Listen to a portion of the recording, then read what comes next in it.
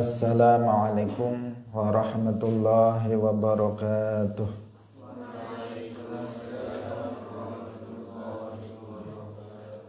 Alhamdulillahi rabbil alamin.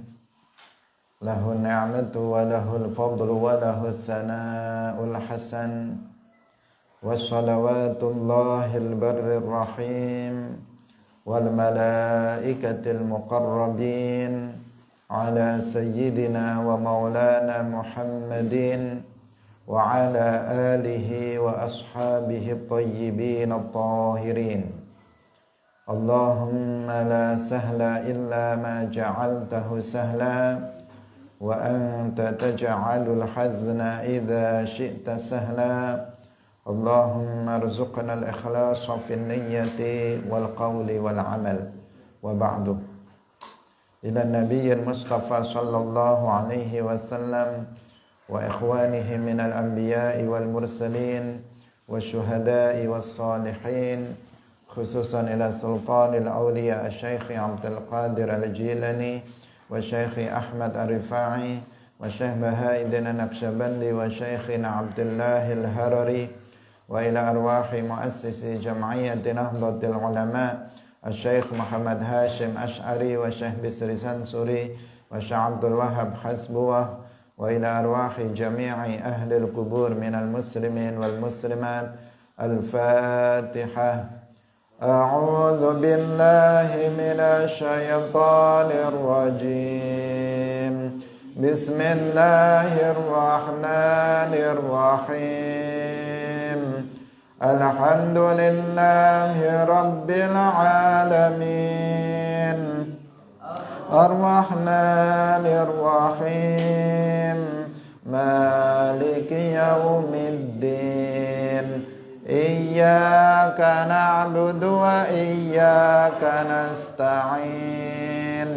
Ihdinas siratal mustaqim. Shiratal ladzina an'amta 'alaihim ghairil maghdubi 'alaihim waladdallin.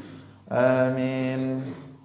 Hadirin hadirat kaum muslimin muslimat, pemirsa Madu TV rahimakumullah. Alhamdulillah, puji syukur kita sampaikan kepada Allah Subhanahu wa taala.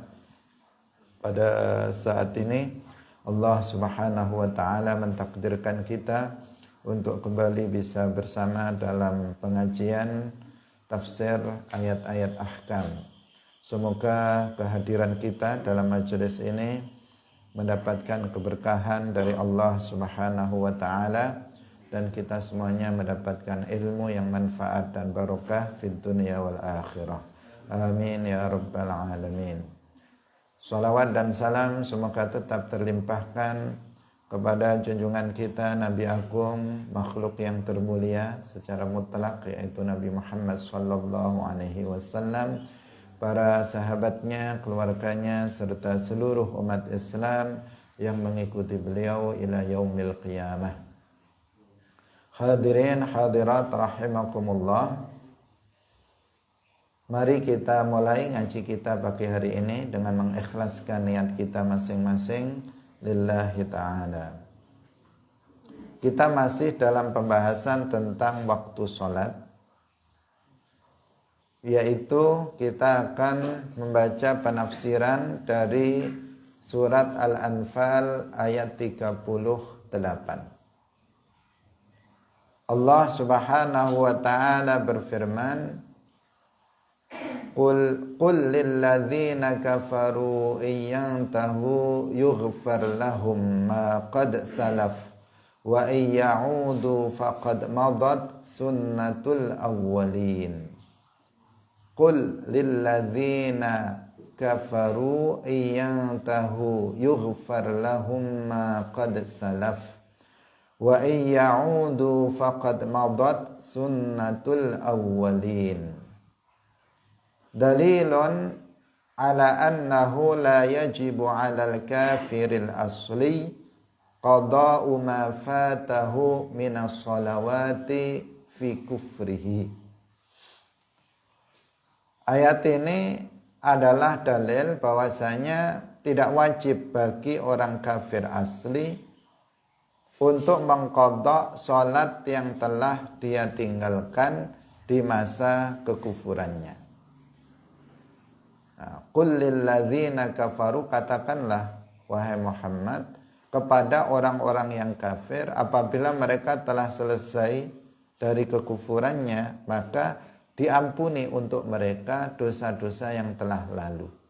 Maka dipahami dari ayat ini bahwasanya orang kafir asli itu tidak wajib untuk mengqadha salat yang ditinggalkannya di masa kekufurannya.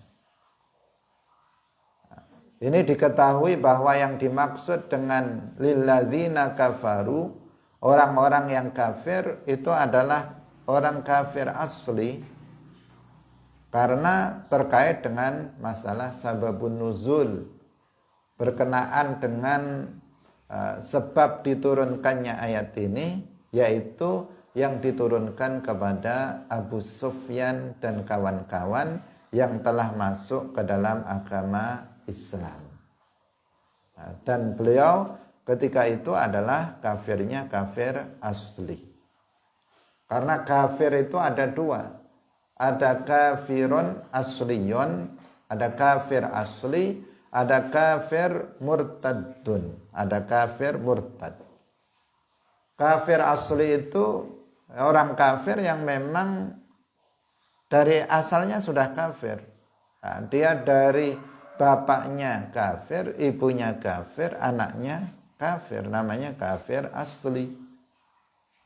Dia memang dari asalnya tidak memeluk agama Islam. Dia non muslim dari awalnya. Dari awalnya artinya bapak ibunya itu adalah non muslim, bukan seorang muslim. Maka dia disebut sebagai kafir asli. Sedangkan kafir murtad, yaitu orang kafir yang dia dulunya muslim tetapi kemudian meninggalkan Islam. Dia membatalkan Islamnya. Dia merusak Islamnya dengan keyakinan yang kufur, atau dengan perbuatan yang kufur, atau dengan ucapan yang kufur. Itu namanya riddah.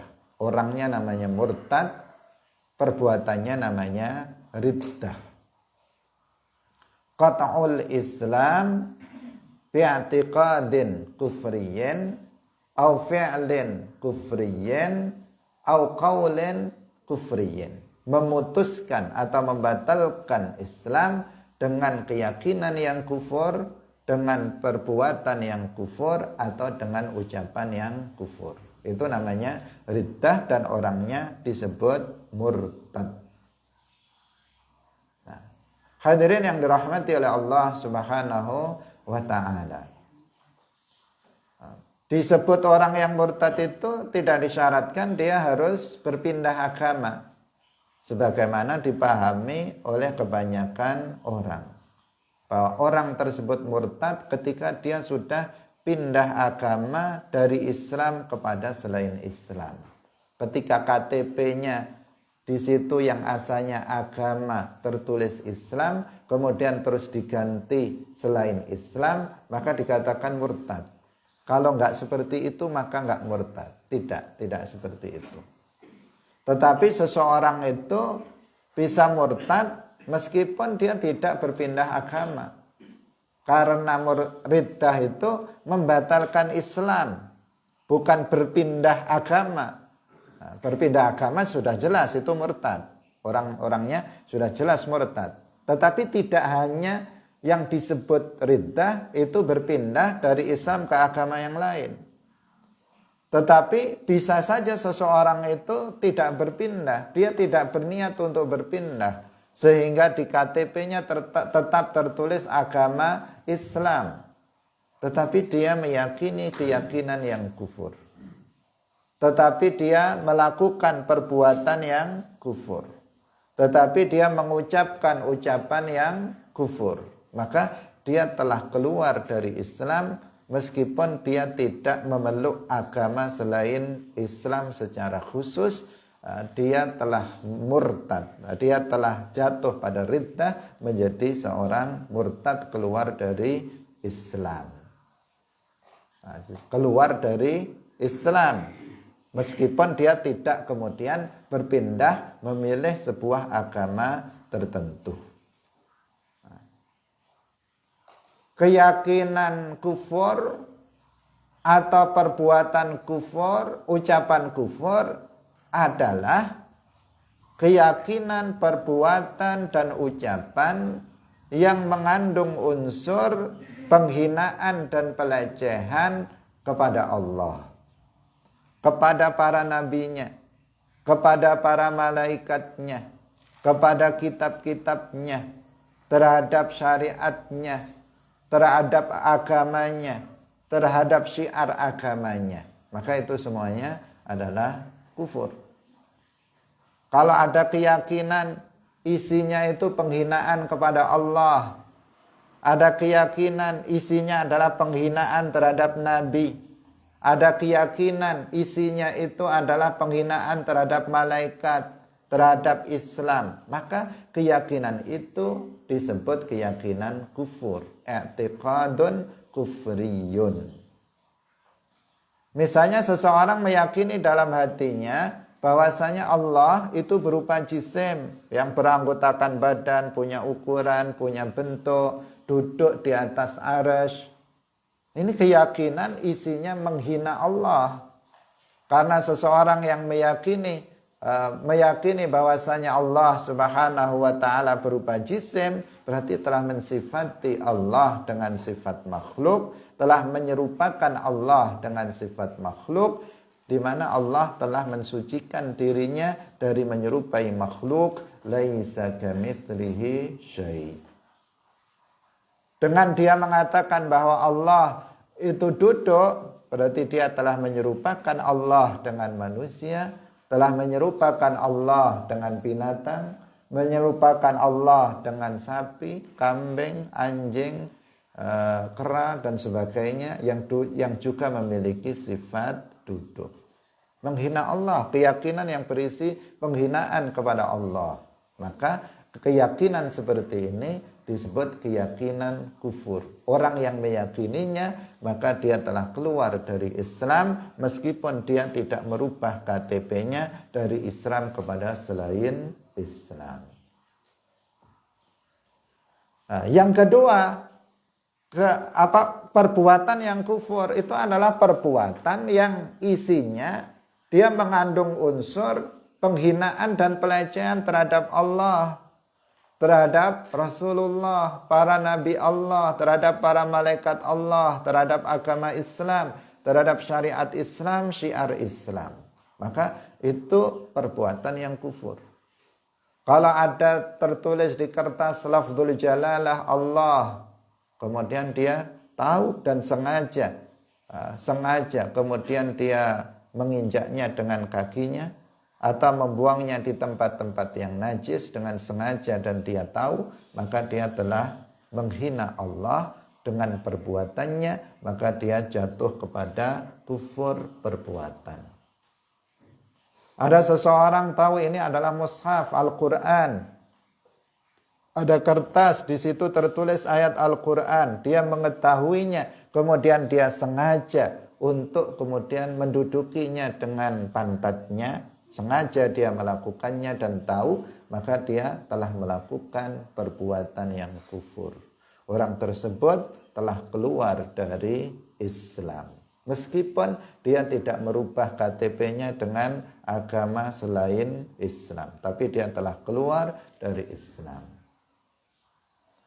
Yang ketiga, perkataan yang kufur, ucapan yang kufur, yaitu setiap ucapan yang isinya itu penghinaan, pelecehan kepada Allah, kepada para malaikatnya, kepada para nabinya, kepada kitab-kitabnya, terhadap agamanya, terhadap syariatnya, terhadap syiar agamanya. Maka ucapan itu adalah ucapan kufur. Kalau ada seseorang dengan lisannya dia mengatakan Allah itu zalim, maka dia telah kufur karena dia telah menghina Allah. Allah telah berfirman dalam Al-Quran, wa ma rabbuka bizallamin lil abid. Allah itu tidak zalim kepada para hambanya, tetapi dia mengatakan Allah zalim. Kalau ada seseorang dengan lisannya mengatakan Allah itu buta, Allah itu bodoh, maka dia telah menghina Allah dan dia telah jatuh dalam kekufuran ucapan dengan sebab ucapannya tersebut. Hadirin yang dirahmati oleh Allah Subhanahu wa taala. Kalau ada seseorang dengan lisannya mengatakan bahwa Nabi Adam itu seperti kera, bahwa Nabi Musa itu orang yang keras kepala dan sebagainya, dari penghinaan-penghinaan kepada Nabi, maka itu juga termasuk ucapan yang kufur. Orang yang mengucapkannya telah keluar dari Islam meskipun dia tidak merubah agamanya dari Islam ke agama yang lain. Nah, ini perlu kita jelaskan, ini namanya kafir murtad. Orang yang jatuh kepada 3 macam kekufuran ini meskipun tidak berpindah ke agama tertentu, dia telah keluar dari Islam dan dia namanya kafir murtad. Jadi ada kafir asli, ada kafir murtad. Hadirin yang dirahmati oleh Allah Subhanahu wa taala, ini perlu untuk kita jelaskan karena kita akan membahas tentang permasalahan ini kaitannya dengan sholat. Kita baca perkataan Syekh Zakaria Al-Ansari dalam Fathul Wahhab. Beliau mengatakan fala qada'a ala kafirin asliyin idza aslama targhiban lahu fil Islam wa liqaulihi ta'ala qul lilladzina kafaru in yantahu yughfar lahum ma qad salaf wa kharaja bil asliyi al murtad fa alaihi ba'dal islami qada'u ma fatahu zamanar riddati hatta zamanal jununi fiha taghlizan alaihi bi khilafi zamanil haidhi wan nifasi fiha. Nah, tidak ada qada bagi orang kafir asli jika dia masuk ke dalam agama Islam. Ini agar mereka senang terhadap agama Islam dan berdasarkan firman Allah, qul lilladzina kafaru iyantahu yughfar lahum ma qad salaf. Wa kharaja bil asli, dan keluar dengan asli, artinya dikecualikan dengan kafir asli adalah orang kafir murtad. Maka wajib bagi orang yang kafir murtad untuk mengqadha kewajiban yang telah dia tinggalkan di masa riddah. Termasuk pada masa gila di masa riddah itu, ini taghlizan alaihi, yaitu dalam rangka untuk memberatkan mereka, berbeda dengan di masa haid dan nifas di masa riddah tersebut. Hadirin rahimakumullah. Beliau menjelaskan, Syekh Zakaria Al-Ansari menjelaskan bahwa berdasarkan ayat ini Al-Anfal 38, bahwa apabila ada orang kafir asli dari bapak ibunya memang bukan muslim, dia nggak pernah menjadi seorang muslim, dari kecil memang kafir, namanya kafir asli. Kemudian misalnya pada usia 50 tahun dia masuk ke dalam agama Islam dengan mengucapkan 2 kalimat syahadat, asyhadu an la ilaha illallah wa asyhadu anna muhammadar rasulullah. Dalam hatinya berniat masuk ke dalam agama Islam, maka berarti dia telah menjadi muslim. Karena masuk ke dalam agama Islam itu dengan mengucapkan 2 kalimat syahadat sudah cukup untuk masuk ke dalam agama Islam. Tentunya karena dia adalah orang kafir asli, maka dia nggak pernah sholat selama ini. Sejak dia balik sampai umur 50 tahun, dia nggak pernah sholat 5 waktu. Dia juga nggak pernah puasa Ramadan. Dia juga nggak pernah mengeluarkan zakat. Dia juga nggak pernah haji. Dia nggak pernah melakukan kewajiban-kewajiban yang lainnya karena memang dia muslim, karena memang dia kafir asli. Dan bahkan kalaupun seandainya dia melakukannya, tidak sah. Kalau ada orang kafir asli dia sholat, sah apa tidak sholatnya? Tidak sah. Kalau ada orang kafir asli dia puasa, sah atau tidak puasanya? Tidak sah. Puasanya tidak sah. La tasihhul ibadatu illa ba'da ma'rifatil ma'bud. Perkataan dari Al-Imam Al-Ghazali. Tidak sah suatu ibadah kecuali setelah mengenal Allah yang disembah, artinya setelah beriman kepada Allah dan Rasulnya. Kalau dia muslim, baru diterima amal soleh yang dilakukannya, dan baru sah amal soleh yang dilakukan oleh seseorang.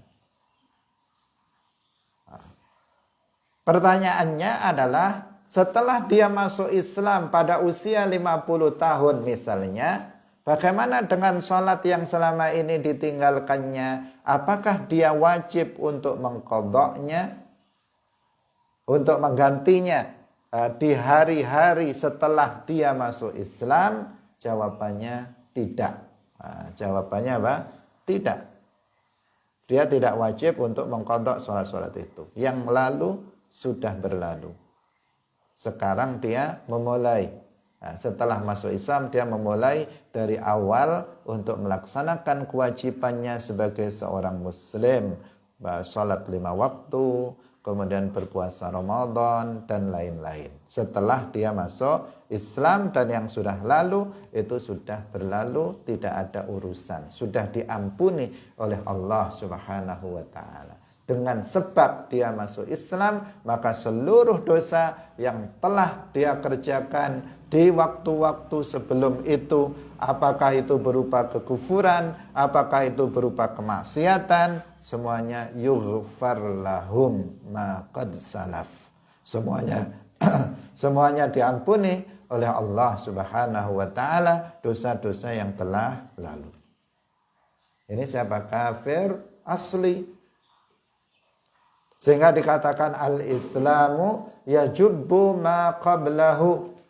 Islam itu menutup dosa-dosa yang sudah lalu. Udah, dosa yang semua yang sudah dilakukannya semuanya diampuni oleh Allah Subhanahu wa ta'ala. Bukan hanya dosa kufurnya saja, tetapi dosa-dosa lain, dosa-dosa besar, dosa-dosa kecil, semuanya diampuni oleh Allah Subhanahu wa ta'ala dengan sebab masuknya dia ke dalam agama Islam.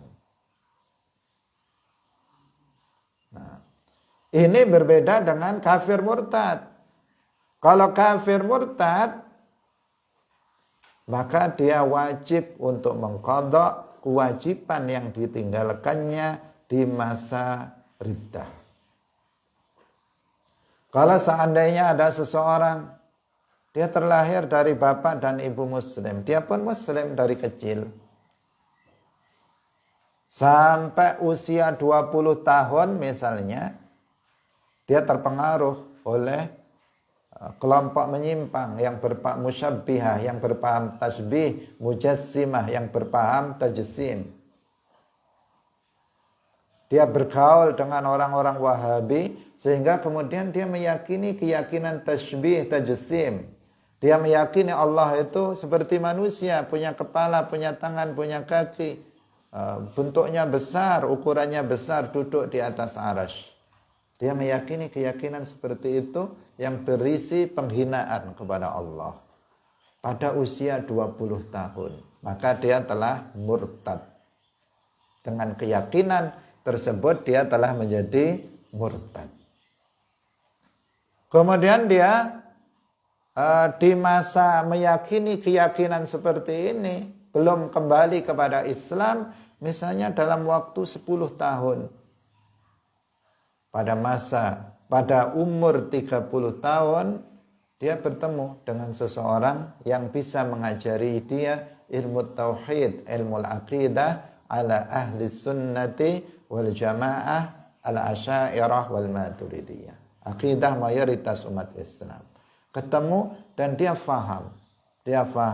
Kemudian dia tahu, menyadari, berarti selama 10 tahun saya sudah meyakini keyakinan yang kufur, dan dia mengatakan dalam hatinya dia telah kafir, dia telah murtad selama 10 tahun. Dari usia 20 sampai umur 30 tahun. Maka kemudian dia mengucapkan 2 kalimat syahadat, asyhadu an la ilaha illallah wa asyhadu anna muhammadar rasulullah. Dia masuk kembali kepada agama Islam, ke dalam agama Islam. Pertanyaannya, bagaimana dengan sholat selama 10 tahun itu? Kalau dia nggak sholat, ya memang nggak sholat. Kalau dia sholat, ya jelasnya sholatnya nggak sah. Selama 10 tahun ini sholatnya tidak sah, puasanya tidak sah, zakatnya tidak sah, kewajiban yang dilakukannya tidak sah. Artinya dia dianggap belum melakukannya. Dia nggak melakukan sholat berarti dalam waktu 10 tahun. Baik betul-betul dia nggak sholat atau dia dalam bentuknya melakukan perbuatan sholat, dia tetap dikatakan tidak sholat. Bagaimana? Apakah wajib untuk diqadha? Jawabannya wajib untuk diqadha. Wajib dia untuk mengqadha. Setelah dia masuk Islam, maka sholatnya selama 10 tahun harus diqadha setelah dia masuk Islam. Puasanya selama 10 tahun, puasa Ramadan, wajib untuk dia qadha. Semua kewajiban-kewajiban yang wajib dia kerjakan di masa riddah, wajib untuk dia qadha. Wajib dia lakukan qadhaan. Ini bedanya kafir asli dan kafir murtad. Sampai meskipun di masa gilanya, di masa riddah, pas murtad 10 tahun itu, ternyata usia 25, dia sempat gila 1 tahun. Misalnya, sempat gila 1 tahun. Habis itu sembuh. Habis itu usia 26, sudah sembuh. Apakah di usia 25 tahun, selama 1 tahun yang dia gila itu, sholatnya juga diqadha? Jawabannya ya, diqadha juga. Bagaimana jika dia haid? Di masa 10 tahun itu setiap bulan perempuan itu ada haidnya. Bagaimana di waktu haidnya? Apakah juga dihitung wajib diqadha? Enggak. Kalau haid dan nifas itu tidak. Tapi kalau gila, dia di masa gila, maka dia di masa gila, di masa riddahnya, maka di masa itu tetap wajib untuk diqadha sholatnya. Hadirin yang dirahmati oleh Allah Subhanahu wa ta'ala, ini taghlidhan alaihim, agar kita lebih berhati-hati dan waspada terhadap riddah. Memberatkan, untuk membuat berat hukuman bagi seseorang yang jatuh kepada riddah. Karena itulah maka Al-Imam An-Nawawi rahimahullahu ta'ala, beliau mengatakan ar-riddatu afhasyu anwa'il kufri. Ar-riddatu afhasyu anwa'il kufri. Riddah itu adalah seburuk-buruknya jenis kekufuran. Riddah adalah seburuk-buruknya jenis kekufuran. Kenapa? Yang pertama, karena riddah itu berarti perpindahan dari kebaikan menuju keburukan. Pertama, dia sudah mendapatkan nikmat yang paling nikmat, yaitu beragama Islam, tetapi dia justru meninggalkannya kepada perbuatan yang paling buruk, yaitu kekufuran. Kondisi yang paling buruk yaitu ketika seseorang menjadi seorang yang kafir. Dia adalah al-intiqal, perpindahan dari kebaikan menuju keburukan. Kalau perpindahan dari kebaikan menuju dari keburukan menuju kebaikan, maka itu sesuatu yang baik, sangat baik. Tetapi jika kebalikannya dari kebaikan menuju keburukan, maka ini kondisi yang sangat buruk. Dulu dia muslim, sekarang dia kafir. Sesuatu yang sangat buruk. Dulu dia kafir, sekarang dia muslim. Sesuatu yang sangat baik. Dulu dia orang yang soleh, dia yang orang yang bertakwa, sekarang dia menjadi penjahat. Sesuatu yang sangat buruk. Dulu dia penjahat, suka minum khamr, suka berjudi, sekarang dia sudah soleh. Sesuatu yang sangat baik. Riddah ini perpindahan dari kebaikan, bahkan kebaikan yang paling baik berpindah secara total kepada sesuatu yang paling buruk, yaitu kekufuran. Karena itu disebut afhasyu anwa'il kufur, artinya akbah, perbuatan kufur yang paling buruk. Nah, jenis kekufuran yang paling buruk adalah riddah. Yang kedua, karena riddah ini adalah bisa menghapus amal soleh yang pernah menghapus pahala amal soleh yang pernah dilakukannya sebelumnya. Kalau tadi ada seseorang itu misalnya murtad di usia 20, dia murtad. Kemudian di usia 30 dia kembali kepada agama Islam. Di usia 20 maka seluruh amal soleh yang pernah dilakukannya pahalanya habis. Sejak dia balik, dia sholat, dia puasa, dia mengeluarkan zakat, nggak ada pahalanya semuanya. Semuanya terhapus dengan sebab dia jatuh kepada riddah. Allah Subhanahu wa taala berfirman, "Wa may yakfur bil imani faqad habita amaluhu." Barang siapa yang kufur dengan keimanannya, maka telah terhapus seluruh pahala amalnya. Nah, karena itulah maka riddah disebut oleh Al-Imam An-Nawawi dengan sebutan akbahu anwa'il kufur atau afhasyu anwa'il kufur, yaitu jenis kekufuran yang paling buruk. Hadirin yang dirahmati oleh Allah Subhanahu wa taala, ini penjelasan dari Syekh Zakaria Al-Ansari dalam Fathul Wahhab tentang ayat ini.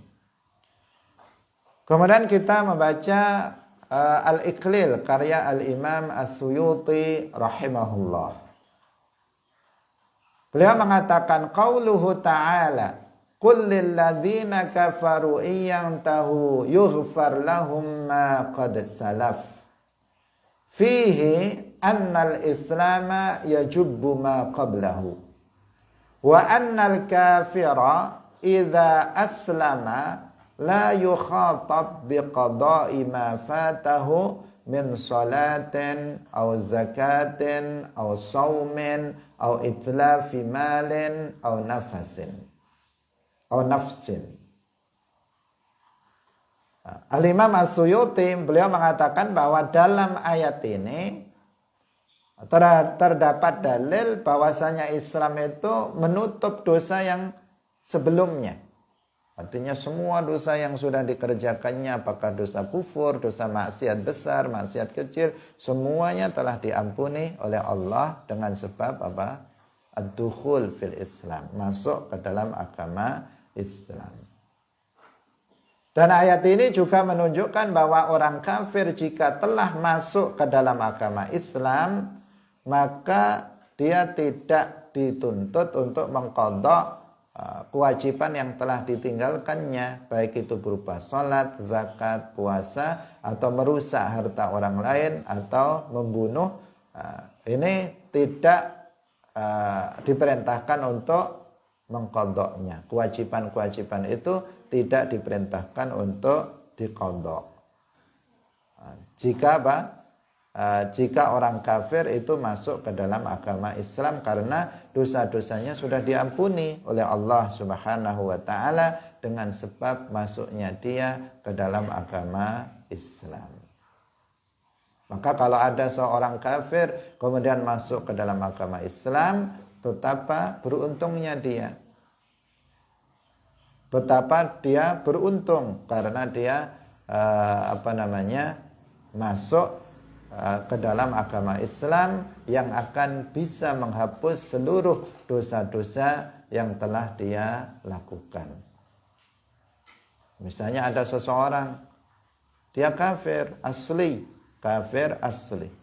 Usia 60 tahun, setahun lagi mati misalnya, atau sehari lagi mati, 2 hari lagi mati, dia masuk ke dalam agama Islam. Maka masuknya dia ke dalam agama Islam menghapus seluruh dosa yang pernah dia lakukan selama puluhan tahun. Ketika dia mati, misalnya, maka dia sudah terampuni dosa-dosa yang pernah dia lakukan selama ini. Nah, hadirin yang dirahmati oleh Allah Subhanahu wa taala, ini bagi siapa? Kafir asli, bukan bagi orang kafir murtad. Karena itu kita harus berhati-hati, waspada terhadap riddah. Jangan sampai jatuh kepada riddah. Bagaimana caranya untuk berhati-hati? Ya, kita harus belajar ahkamur riddah. Kita harus belajar tentang hukum-hukum yang terkait dengan riddah. Kita harus pelajari apa saja yang termasuk riddah keyakinan. Apa saja yang termasuk riddah perbuatan. Apa saja yang termasuk riddah ucapan. Harus kita pelajari agar kita tidak terjerumus atau tidak terjatuh dalam keburukan tersebut atau dalam kekufuran tersebut. Hadirin rahimakumullah. Kita lanjutkan dalam tafsir An-Nasafi. Qala An-Nasafiyyu fi tafsirihi. Qul lilladzina kafaru ay Abi Sufyan wa ashabihi. Katakanlah kepada orang-orang yang kafir, yang dimaksud di sini ini adalah Abu Sufyan dan teman-temannya. Abu Sufyan dan teman-temannya yang kafir. Abu Sufyan itu di akhir-akhir setelah Fathu Makkah, Abu Sufyan masuk ke dalam agama Islam. Masuk ke dalam agama Islam. Maka Nabi diperintahkan untuk mengatakan kepada mereka yang kafir, yang dulunya kafir seperti Abu Sufyan dan kawan-kawan, yang tahu amma hum alaihi min adawati Rasulillahi sallallahu alaihi wasallam wa qitalihi biddukhuli fil Islam. Apabila mereka telah selesai, berhenti mereka dari memusuhi dan memerangi Nabi, dengan berhenti dengan masuk ke dalam agama Islam, mereka sudah enggak lagi memusuhi Nabi, enggak lagi memerangi Nabi karena dia telah masuk ke dalam agama Islam. Dan memang ketika itu faktanya Abu Sufyan dan kawan-kawan masuk ke dalam agama Islam. Maka katakanlah mereka yang sudah berhenti dari memusuhi dan memerangi Nabi, berhenti dari kekufurannya dan masuk ke dalam agama Islam, katakan kepada mereka, yughfar lahum ma qad salaf. Sudah diampuni untuk mereka dosa-dosa yang telah lalu. Ai lahum minal adawati, yaitu dosa yang berupa permusuhan terhadap Nabi, memusuhi Nabi, memerangi Nabi karena kekufuran mereka. Wa ayyaudu liqitalihi, apabila mereka kembali untuk memerangi Nabi, kembali menjadi murtad memerangi Nabi, faqad maddat sunnatul awwalin, maka telah berlalu sunnah orang-orang yang pertama, yakni bil ihlaki fid dunya wal azabi fil uqba. bahwa mereka yang sudah lalu, yang mereka tetap dalam kekufurannya, maka Allah akan menghancurkannya di dunia ini. Allah akan menghancurkannya di dunia ini, dan Allah akan menimpakan azab yang berat nanti di akhirat. Nah, di dunia dihancurkan karena mereka diperangi oleh umat Islam, dan di akhirat mereka akan mendapatkan azab yang berat karena orang yang kafir, orang yang mati dalam keadaan kafir, tempat mereka adalah Jahannam. Qa'ru Jahannam, dasar neraka Jahannam itu tempat mereka, dan mereka di sana akan abadi selamanya. Innallaha la'anal kafirina wa a'adda lahum sa'ira khalidina fiha abada. Allah melaknat orang-orang yang kafir, dan Allah telah menyiapkan neraka untuk mereka. Mereka akan abadi di dalamnya selama-lamanya. Maka mereka yang tetap dalam kekufurannya atau setelah masuk Islam kemudian keluar lagi menjadi murtad, keluar dari Islam, maka di dunia mereka bisa diperangi oleh umat Islam, dan di akhirat mereka akan mendapatkan azab yang abadi di dalam dasar neraka. Atau Al-Imam An-Nasafi mengatakan au ma'nahu annal kuffara idzan tahau 'anil kufri wa aslamu ghufira lahum ma qad salafa minal kufri wal ma'asi. Atau makna ayat ini adalah bahwa orang-orang kafir, jika mereka telah berhenti dari kekufurannya dan masuk ke dalam agama Islam, maka mereka diampuni dosa-dosa mereka yang telah lalu berupa dosa kekufuran maupun dosa kemaksiatan, maka itu akan diampuni. Jadi dosa kekufuran itu bisa diampuni dengan masuk Islam. Dosa kekufuran itu atau kesyirikan itu bisa diampuni dengan masuk Islam. Ketika kita mengatakan Allah tidak mengampuni dosa syirik, iya, Allah tidak mengampuni dosa syirik selama seseorang itu mati dalam keadaan musyrik, maka Allah tidak mengampuninya. Selama seseorang itu mati dalam keadaan kafir, maka Allah tidak akan pernah mengampuninya. Berdasarkan ayat innallaha la yaghfiru ayyushraka bihi wa yaghfiru ma duna dzalika liman yasha. Allah tidak akan mengampuni orang yang musyrik. Artinya jika dia mati dalam keadaan musyrik. Dalam ayat yang lain, innal ladzina kafaru wa saddu an sabilillah thumma matu wa hum kuffar. Thumma matu wa hum kuffarun.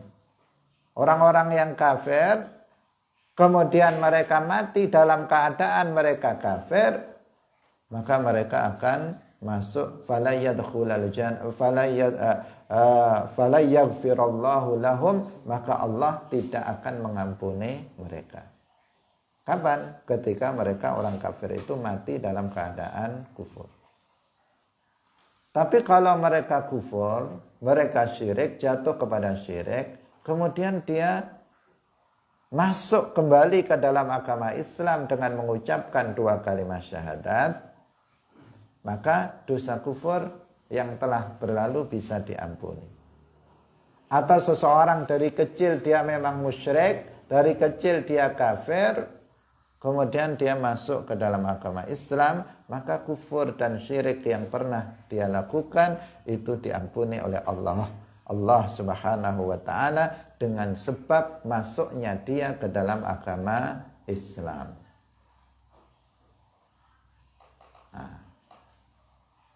Wa bihi ihtajja Abu Hanifah rahimahullahu fi anna al-murtadda idza aslama lam yalzamhu qada'ul ibadat al-matrukah. Nah, ini termasuk dalam mazhab Syafi'i. Berdasarkan ayat ini maka Imam Abu Hanifah itu berpendapat bahwasanya atau berhujjah bahwasanya orang yang murtad jika masuk ke dalam agama Islam, nah ini menurut Imam Abu Hanifah ya, kita sekali lagi bukan mazhab yang lain, mengatakan bahwasanya orang yang murtad jika masuk ke dalam agama Islam maka tidak wajib untuk mengqadha ibadah yang telah ditinggalkan.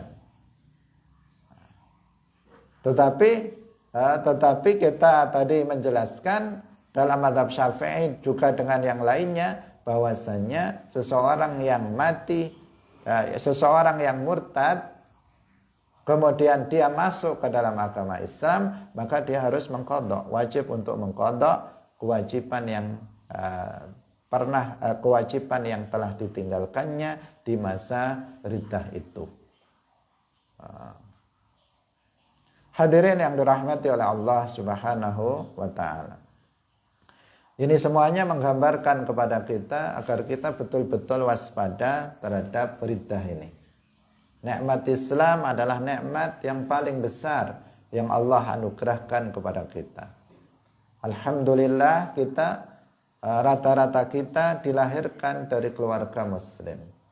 Bapak kita muslim, ibu kita muslimah. Maka kita bersyukur kepada Allah Subhanahu wa taala atas nikmat yang begitu sangat besar ini. Tetapi waspada, jaga Islam kita.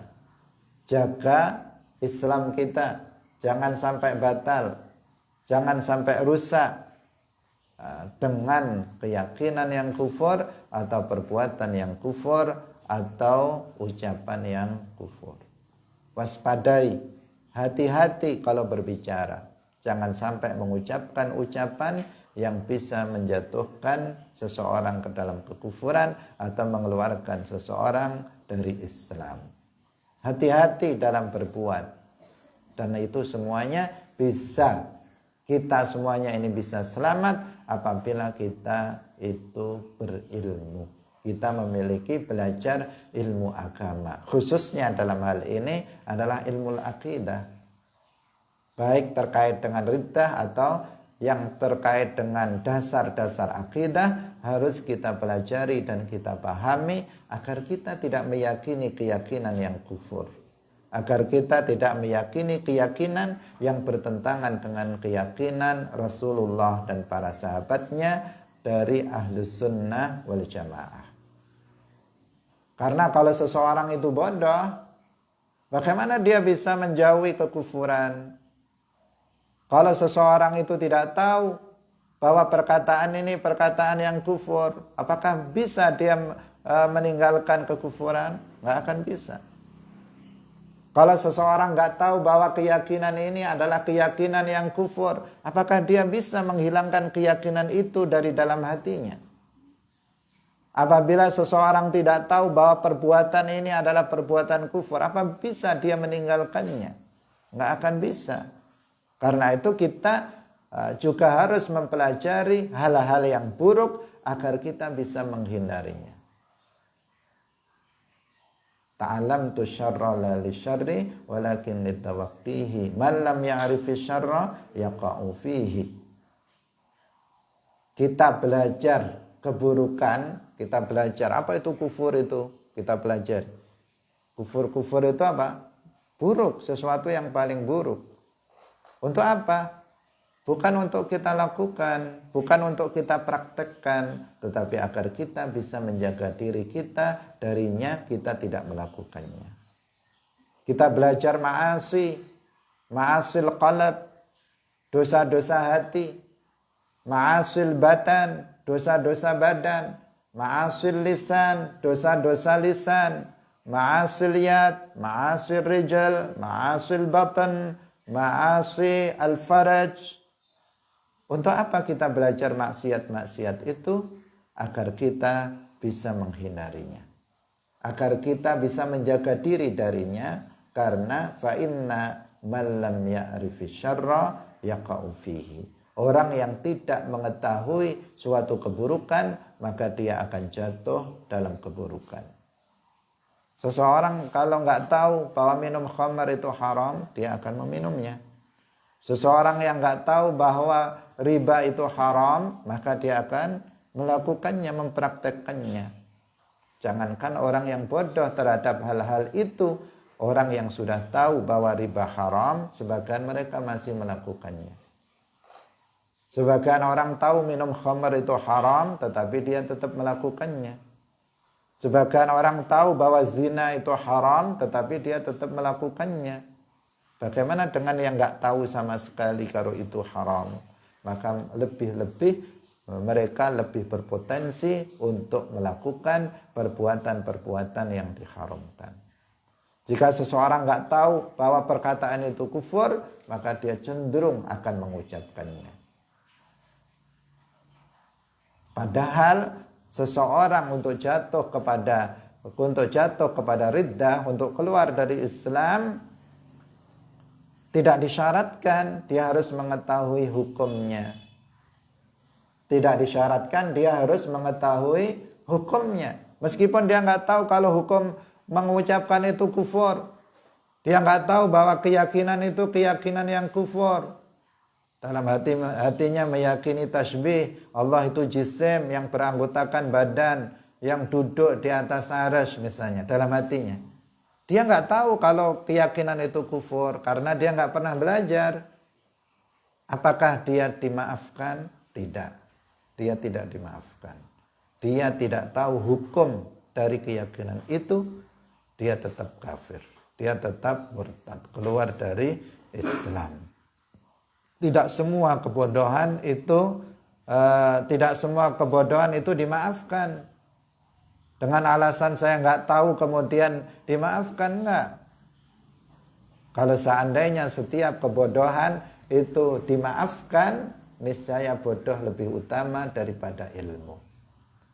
Padahal Allah Subhanahu wa taala telah berfirman di dalam Al-Qur'an, hal yastawil ladzina ya'lamuna wal ladzina la ya'lamun.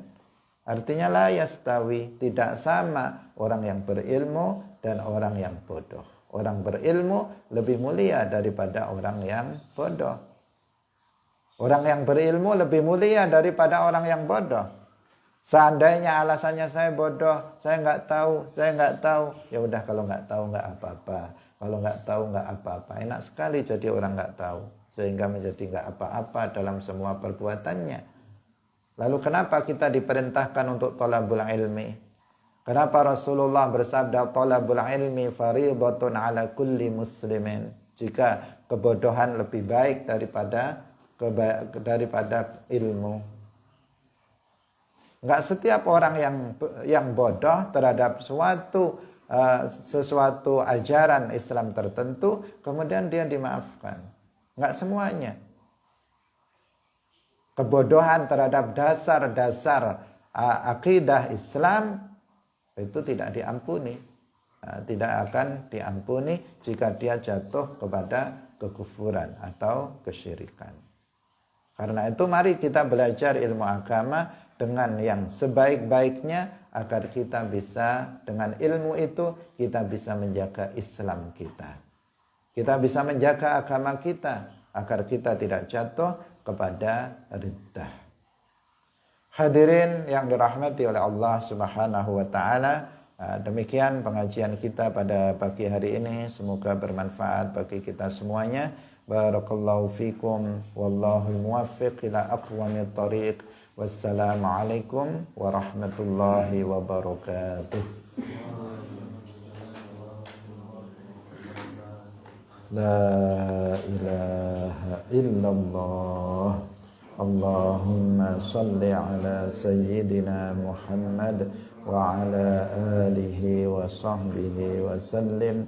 Rabbi ghfirli wa liwalidayya wa lil mu'minina wal mu'minat.